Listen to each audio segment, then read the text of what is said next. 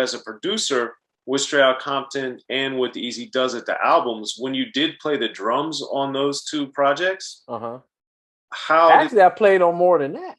The D.O.C. Well, no, I'm saying, but those two. Okay, them two. Chronologically. Yeah, yeah. The thing is, since those were really the first kind of big releases, being that Priority had the national distribution and all that, when you played on those and you're producing and then you're touring like the country, even bigger than Wrecking Crew and all this stuff. Oh, yeah. What did it mean for you as a musician, back to the drum major days, to be actually playing drums on a rap album that's getting all this attention? You know, I never ever planned to be recording on any record. I mean, it was like, wow, I came from this little infamous garage and being a drum major and being on some multi-platinum albums. It's just like, wow, you know, I didn't think about it at the time. Not really. I just played the drums and that was it, you know, but now I can look back and just like, wow. I mean, think about the millions or thousands of drummers that never been on any kind of album or anything. So it's an honor. I mean, you know, first of all, just not being a part, just to be the part of the group, then being one of the producers in the group, and then actually playing instrument, you know, actually live drums. Wow. That's something different. Yeah, because I know my friends and I, that was something that we really were like, yo, Yella really plays the drums. Like, because of all the drum machines and the sampling and all that at the time, and the fact that you guys announced it and talked about it on the songs, that just always blew me away. Now, on a related note, something that also blew me away was with Cube's writing. Well, really everybody that wrote on Straight Outta Compton and Eazy-Duz-It, the comedy of it with the super gangsterness of it. Yeah. So knowing you a little bit over the years, I know you like to laugh and have fun and joke around. So what did you find adding this humor element added to the music? I think it was more just keeping the albums real, not just song fade out, you know, we start putting commercials and little stuff on the, you know, it added humor to the albums, and it helped make our albums just more real. Besides not just the words that we just rapped about what we knew about. You know, we didn't rap about Disneyland or the White House. We didn't do all that old stuff. We only rap. We opened the door. That's what we rapped about. And there's ghettos. You know, everywhere's got ghettos, and ain't nothing different. But it was just the humor just breaks it up, you know, make it not just you know, add a little funny stuff. It just kept going, and we did that to our last song, our last album. Yeah, because the beauty of it too is, I think a lot of people incorrectly look at like De La Soul is doing it first, but you guys really had the courtroom sketch. You had all these things before De La did. Not to oh really? Yeah. Not to discredit them, because obviously what they did was brilliant also. Yeah. But you guys had done it before they did. And I always like to try to mention that since you guys were first.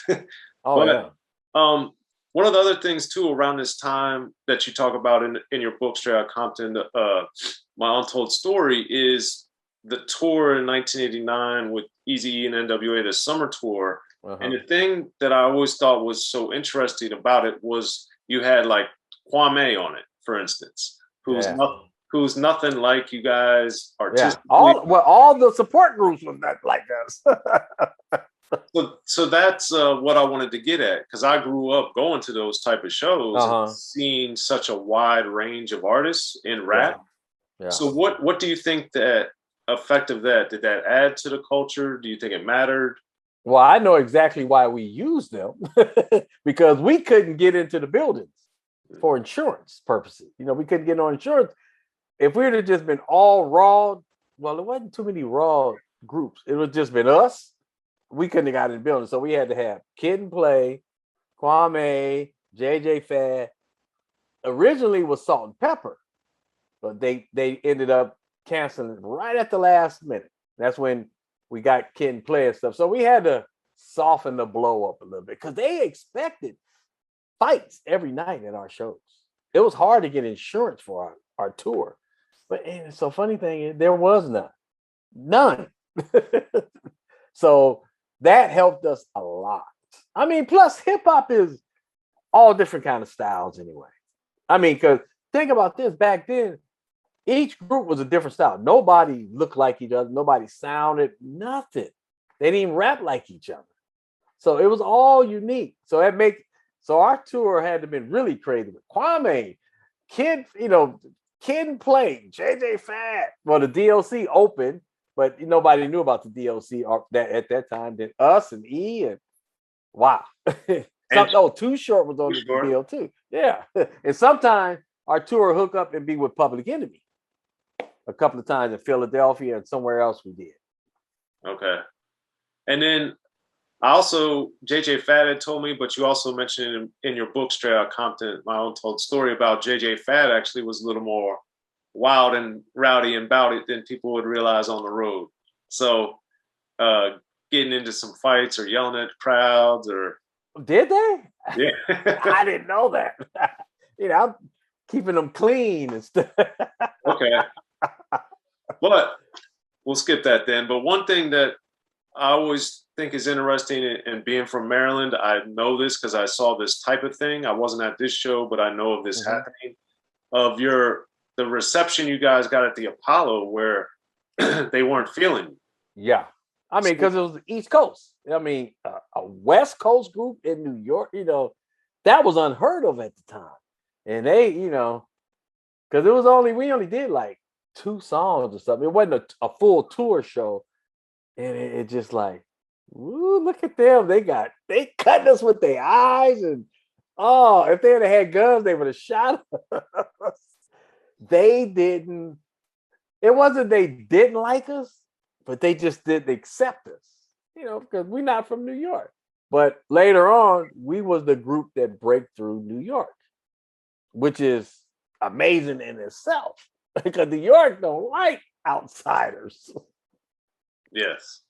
Now, do you remember, did you guys talk about it after the show? Like, man, what's going on in New York? Or was it just like on to the next show? What was... It was just like, we can't wait to get out of this building. I'm like, are they going to boo us? I know boo was on the tip of their lips. They didn't boo us, but they sure didn't clap for it. So we was glad to get out of that city. We had to get up out of there. Gotcha. And then moving on with We're All in the Same Gang, with that song, there's a few things I wanted to ask you about. You did play some drums on there as well? Yeah, I played drums in certain parts. On our part, Ice-T part, I think. I played it, then we just sampled the piece and put it in where we wanted to.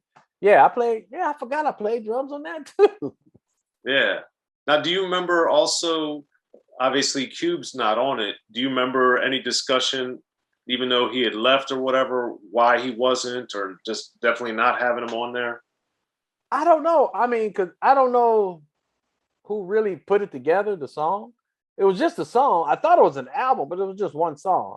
So I never heard of any discussion about it. So, I mean, it would have been cool if he would have been on there, but I guess at the time it just wasn't happening, I guess.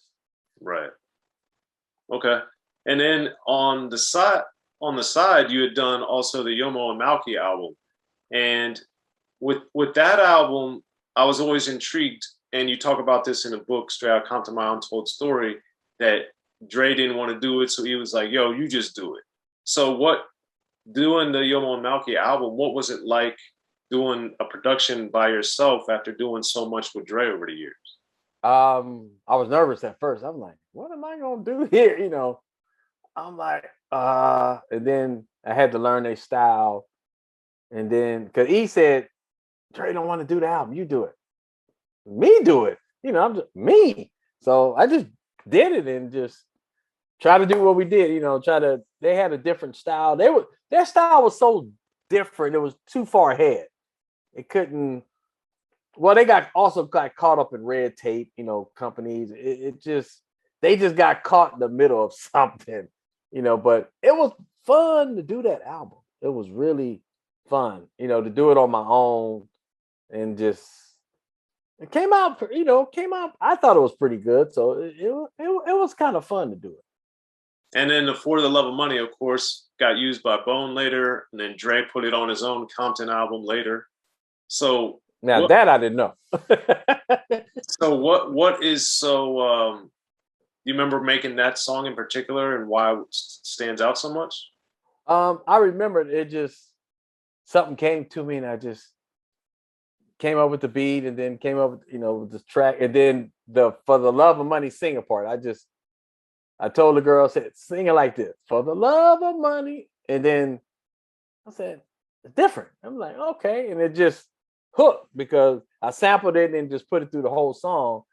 And it was just, Yomo now was so kind of political. It didn't come out right with them. It was cool, but it didn't get nowhere. But when Bone did it, it was just, and it's totally different. It just, they loved the song.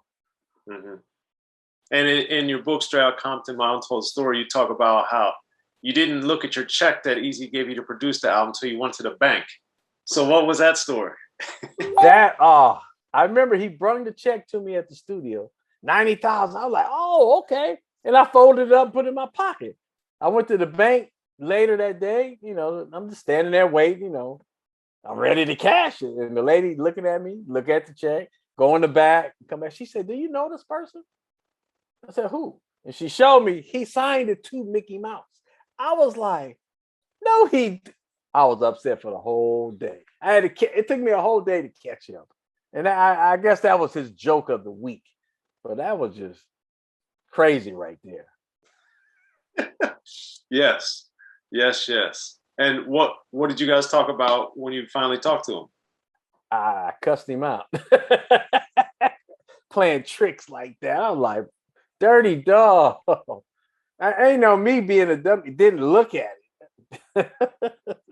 Yeah, I guess that was funny, but also crazy at the same time. Yeah.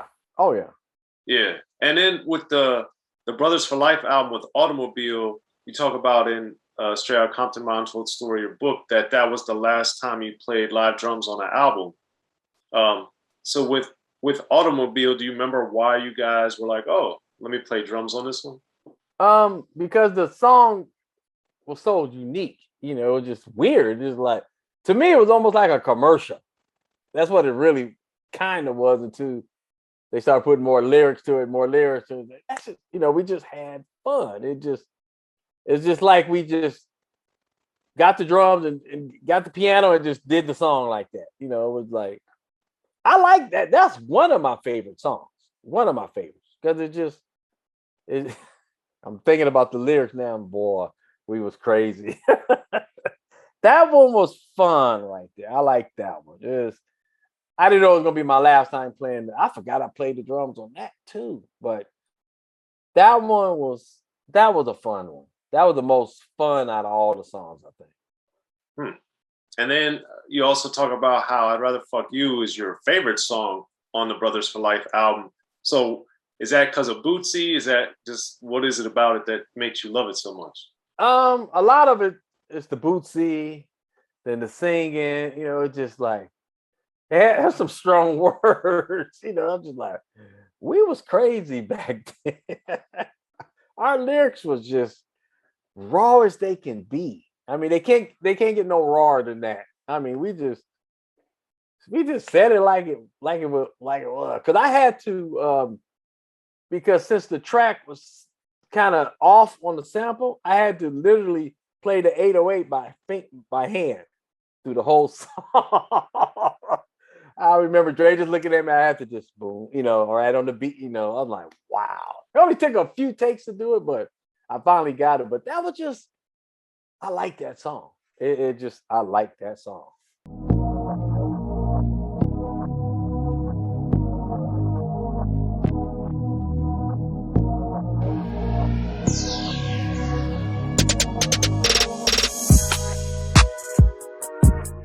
Be sure to check out the history of gangster rap by Soren Baker. He's official. History of Gangster Rap features exclusive interviews with Ice-T, Snoop Dogg, MC Ren, the D.O.C, and dozens of others. The History of Gangster Rap, a definitive look at how Los Angeles changed rap forever. In Los Angeles, the streets definitely set the tone of the hip-hop music. At 19, I got a $50,000 car. My whole angle always was, I'll be street, but I will always tell you the horrors that go along with this life. It would be penalties and casualties for just wearing the wrong color in somebody's neighborhood. And once gangster rap made it from the streets to the TV, the genre exploded. What's that 5 on your TV back with N.W.A? Yo MTV, it just catapulted us from being local heroes to national gangbang rappers. The History of Gangster Rap discusses it all from 1980 up till today. It's always gonna be shit happening in the streets. You know what I mean? So it's always gonna be something to talk about. The History of Gangster Rap in stores now.